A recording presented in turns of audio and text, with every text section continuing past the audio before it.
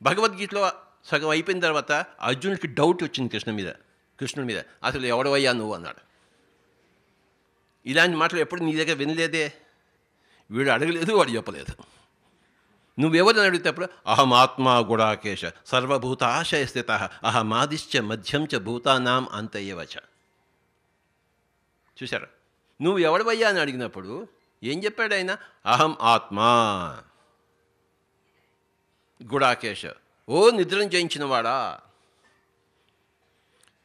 నిన్న సముద్ర లక్ష్మణయ్య గారు చెప్పారు, అందరూ మాయలో పడ్డారని చెప్పేసి. అందరూ నిద్రపోతున్నారు, కళ్ళు తెరిచే ఉన్నాయి, సంసారం చేస్తున్నాడు కానీ నిద్రపోతున్నాడు. తెలియదు వాడికి ఏం చేస్తున్నాడు. వాడికి స్లీప్ వాకింగ్ అన్నమాట.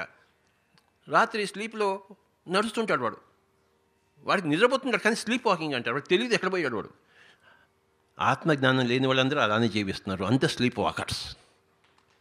నిన్న సముద్రాల వారు చక్కగా చెప్పారు, వాడికి ఒకసారి గట్టిగా చెప్పకూడదు. సముద్రాల వారికి వేర్ ఆల్ స్లీప్ వాకర్స్. గుర్డియేవ్ అని చెప్పేసి గ్రేట్ మాస్టర్ ఉన్నాడు.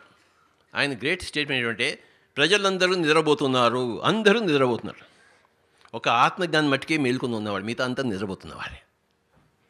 కనుక నువ్వెవరివయ్యా అని అడిగినప్పుడు అహం ఆత్మా గుడాకేశ అంటే, ఓ నిద్రను జయించినవాడా, నువ్వు నిద్రను జయిస్తే నేను చెప్పే మాట నీకు అర్థమవుతుంది. నువ్వు నిద్ర లోలుడివైతే, మాయలో పడిపోయి ఉంటే నేను చెప్పే మాట నీకు ఎలా అర్థమవుతుంది?